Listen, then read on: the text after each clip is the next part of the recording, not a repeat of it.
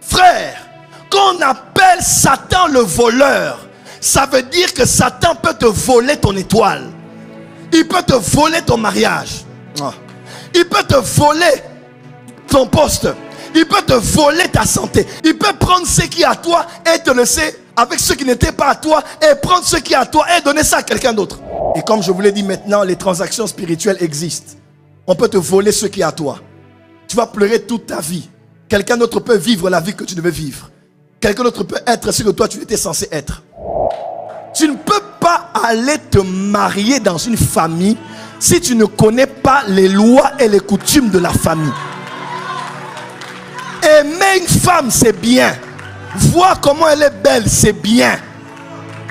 Travailler même avec son beau-père, être comme le fils de la fille de ta belle-mère. Ma belle-mère m'aime beaucoup, c'est bien.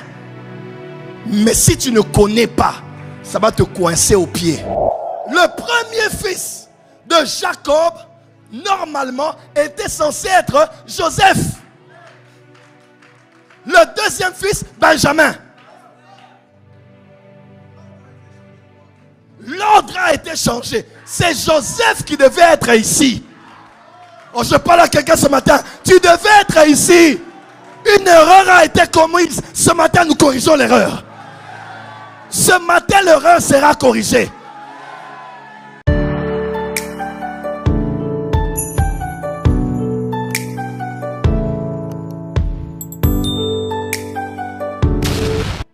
Dans Jean 10, verset 10. Le voleur ne vient que pour dérober, égorger et détruire. Dans cette première partie de ce verset, Jean 10, verset 10, avant que Jésus ne dise que « Mais moi je viens pour vous donner la vie et la vie en abondance », on parle du diable comme étant un voleur. Et le premier verbe qu'on utilise, c'est pour exprimer ce que fait un voleur. Il dérobe. Il vole. Voler, ce n'est pas récupérer ce qui est à toi. Voler, c'est prendre ce qui est à autrui. Par une voie de la malice. Par une voie de la ruse. Frère, quand on appelle Satan le voleur, ça veut dire que Satan peut te voler ton étoile. Il peut te voler ton mariage. Il peut te voler ton poste. Il peut te voler ta santé. Il peut prendre ce qui n'est pas à toi et te laisser avec ce qui. Il peut prendre ce qui est à toi et te laisser avec ce qui n'était pas à toi et prendre ce qui est à toi et donner ça à quelqu'un d'autre. Le diable était un voleur. Lorsqu'il parlait avec Ève, elle pensait que ce n'était qu'une histoire d'intelligence, des yeux ouverts, d'un statut de Dieu, ou même d'une ruse que Dieu avait créée pour les empêcher d'être comme lui. Alors qu'eux ne savaient pas. Satan savait que le jardin d'Éden était un marché. Satan savait que le jardin d'Éden n'était pas qu'un lieu de repos, mais c'était aussi un marché. Lorsqu'elle a pris, elle a mangé. Elle a donné à son mari qui a pris, qui a mangé. Elle a vendu son droit d'aînesse. Elle a vendu sa position. Ils ont vendu leur position spirituelle. Et ils ont vendu tout ce que Dieu avait mis sous leur leadership. C'est ainsi que le diable a dit dans Luc 4. Il amène Jésus sur le sommet de la montagne. Il dit à Jésus, Jésus, je te donnerai tout ceci si tu te prosternes. Parce que tout ceci m'a été donné. Une autre version a dit, a été mis entre mes mains. Une autre version a dit, a été déposé dans mes mains. Donc Satan n'a rien fait. Quand la femme et l'homme ont désobéi, il y a eu transfert, il y a eu transaction. L'humanité qui était soumise à Adam et Ève a aujourd'hui un Dieu qu'on appelle le Dieu de ce siècle. Le Dieu de ce monde. Regardez les Jeux Olympiques. Clôturés avec une image de l'astre brillant qui tombe du ciel. Inaugurés avec des images pervers et des cultes à Satan et aux anciens dieux sur la place publique. Pourquoi? Parce que Adam et Ève pensaient que ce n'était qu'une histoire, entre guillemets, pour rire, de pommes. Ce n'était pas la pomme, n'est-ce pas? De fruits. Ou de position de devenir comme Dieu, d'avoir les yeux éclairés, de pouvoir comprendre les choses différemment. Mais alors que Adam et Ève livraient l'humanité. Et Lucifer dit, cela m'a été donné. C'est ainsi qu'on parle. Dans Romains, on dit nous avons été vendus au péché. Nous sommes devenus des esclaves parce qu'un troc a été fait. Un échange a été fait. Amen, amen. Dis avec moi transaction. Que veut dire transaction? Transaction veut dire un accord établi entre deux ou plusieurs parties par concession réciproque. C'est aussi une opération dans laquelle il y a vente et achat. Vente et achat. Lorsqu'on vend, on a posé un prix. Lorsqu'on achète, on paye le prix. Et autrefois, le prix pouvait être en termes de sel, en termes de farine.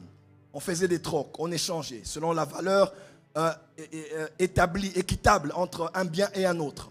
On appelait cela une transaction. Et comme je vous l'ai dit maintenant, les transactions spirituelles existent. On peut te voler ce qui est à toi. Tu vas pleurer toute ta vie. Quelqu'un d'autre peut vivre la vie que tu devais vivre. Quelqu'un d'autre peut être ce que toi tu étais censé être. Écoutez-moi, l'histoire de Ruben, premier fils. L'histoire de Simeon et Lévi, deuxième, troisième fils. L'histoire de Judas, quatrième fils. L'histoire de Ruben ayant la prééminence. Écoutez-moi très bien, mes frères et sœurs. Ça doit être clair pour vous. L'histoire de Ruben, Joseph, Jacob et autres a commencé avec un seul fait. Vous connaissez lequel? L'histoire de Ruben et de Jacob, après l'histoire de droit d'aînesse, ou d'Isaac qui avait béni Jacob avant Ésaü, l'histoire a été déterminée par une seule chose. Lorsque Jacob a aimé Léa, et il a voulu épouser Léa, Rachel, il a aimé Rachel, elle était belle. Il a travaillé 7 ans pour la voir. Il connaissait la beauté de la femme, l'organisation de la famille parce qu'il travaillait avec le beau-père. Mais il y a une chose qu'il ne connaissait pas. Il y avait une loi dans la famille qui disait, tu ne peux pas prendre la cadette si tu n'as pas pris l'aîné. Tu ne peux pas aller te marier dans une famille si tu ne connais pas les lois et les coutumes de la famille. Aimer une femme, c'est bien. Voir comment elle est belle, c'est bien. Travailler même avec son beau-père, être comme le fils de la fille de ta belle-mère. Ma belle-mère m'aime beaucoup, c'est bien. Mais si tu ne connais pas, ça va te coincer au pied.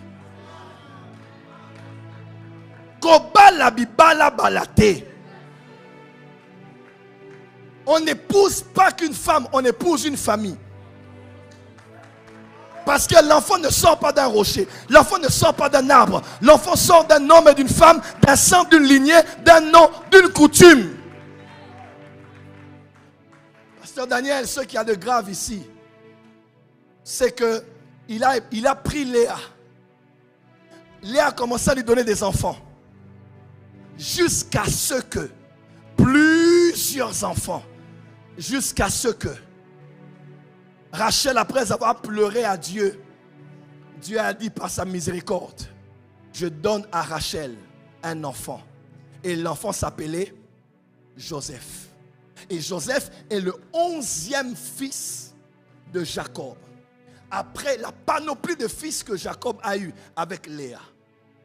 Est-ce que je peux dire quelque chose ici? Pasteur Frère, je peux dire quelque chose ici? Question. Prophète Gaius.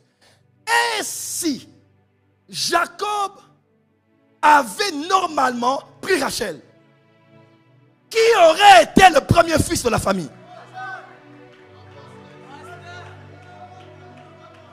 Le premier fils de Jacob, normalement, était censé être Joseph. Le deuxième fils, Benjamin. L'ordre a été changé. C'est Joseph qui devait être ici. Oh, je parle à quelqu'un ce matin. Tu devais être ici. Une erreur a été commise. Ce matin, nous corrigeons l'erreur. Ce matin, l'erreur sera corrigée.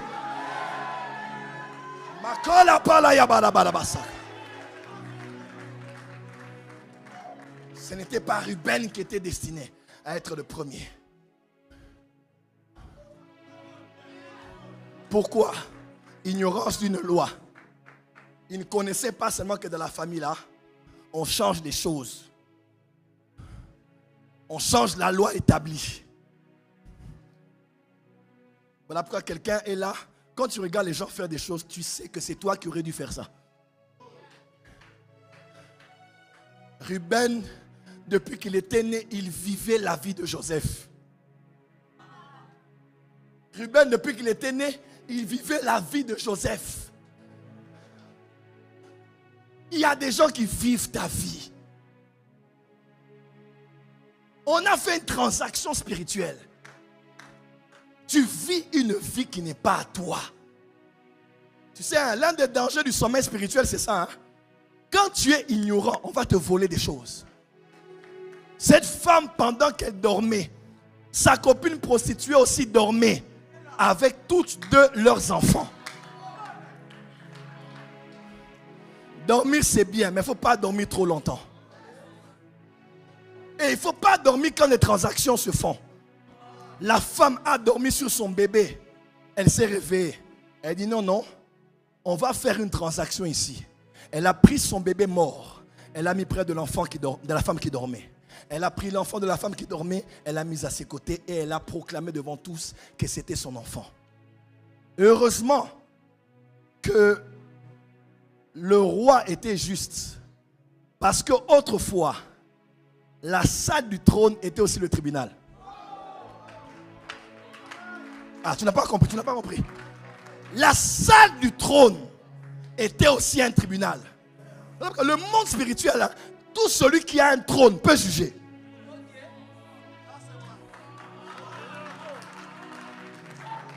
On devait traiter une affaire courante. On ne l'a pas traité au tribunal. Parce qu'aller chez le roi, c'est aller chez le juge. Dis avec moi le monde spirituel. Je parle à quelqu'un à qui on a volé quelque chose ici. Moi, cet enfant-là, ce n'est pas ton enfant. Mon enfant n'était pas comme ça. Et leur enfant, à eux, commence à être intelligent à l'école, alors que l'enfant là n'était pas comme ça. Parce qu'on a fait une transaction spirituelle. On a volé l'intelligence de ta fille. Et l'enfant des autres étudie avec son intelligence. Cette erreur sera corrigée. Ton amen n'est pas fort. Je dis, cette erreur sera corrigée. Joseph, tu devais être le premier. Qu'est-ce qui s'est passé? Voilà pourquoi Moïse, en tant que prophète, il est terrible. Genèse 37, verset 1. Généalogie de Jacob. Joseph. Tu peux lire ça? Genèse 37, verset 1. C'est Moïse qui a écrit le livre de Genèse. Écoutez ce que Moïse dit.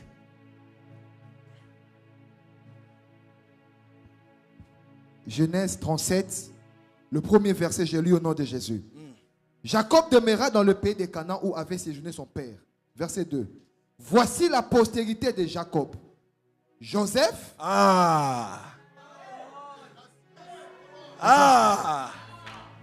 Dis avec moi, voici la descendance de Jacob. Voici la descendance de Jacob. Le premier nom c'est qui? Joseph. C'est qui? Joseph. C'est qui? Joseph. C'est qui? Joseph. C'est qui? Joseph. Quand Moïse a écrit Genèse, il a commencé par la conclusion.